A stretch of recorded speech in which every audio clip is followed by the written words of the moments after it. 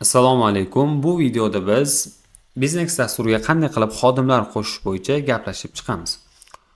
Xodimlar qo'shish uchun biz biznes dasturimiz bo'limlaridan xodimlar bo'limini tanlaymiz va bu joyda bizda ikkita bo'limimiz bor. Xodimlar va lavozimlar. Birinchi bo'lib xodim qo'shishimiz uchun biz lavozim qo'shishimiz kerak bo'ladi. Lavozim qo'shish juda ham oson. Lavozimlar bo'limini tanlab olamiz va pastda qo'shish tugmasi bor. Uni ustiga bosamiz va lavozimni nomini kiritishimiz kerak. Misol uchun ofitsiant. Va bizda pastda biznes tomonidan belgilangan huquqlar bor. Misol uchun admin va ofitsiant.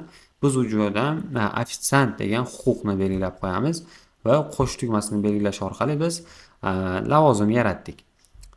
Keyingi qadamda biz xodim yaratishimiz kerak. Xodim uchun akkaunt yaratishimiz kerak. Qanday qilinadi? Bu ham juda oson. Xodim bo'limi tanlanadi va pastda qo'shish tugmasi bor. Qo'shish tugmasini bosamiz va bu joyda kirgizishimiz kerak bo'ladi birinchi bo'lib. Xodimning ismi, misol tariqasida Shohrux va keyingisi bu xodimimizning telefon raqami. Misol uchun 998 90 990.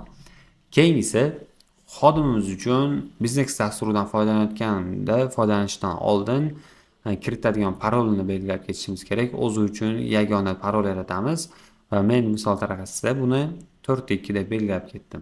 Oxirgi qiladigan ishimiz xodim uchun lavozimini belgilaymiz.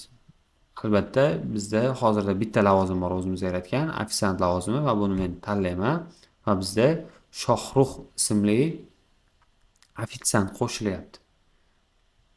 Oxirida qo'shish tugmasini bosamiz va bizda mana Shohrux degan ofitsiant yaratildi. Va endi bemalol Shohrux biznes dasturidan foydalanishi mumkin. E'tiborlar uchun rahmat. Sog' bo'linglar, salomat bo'linglar.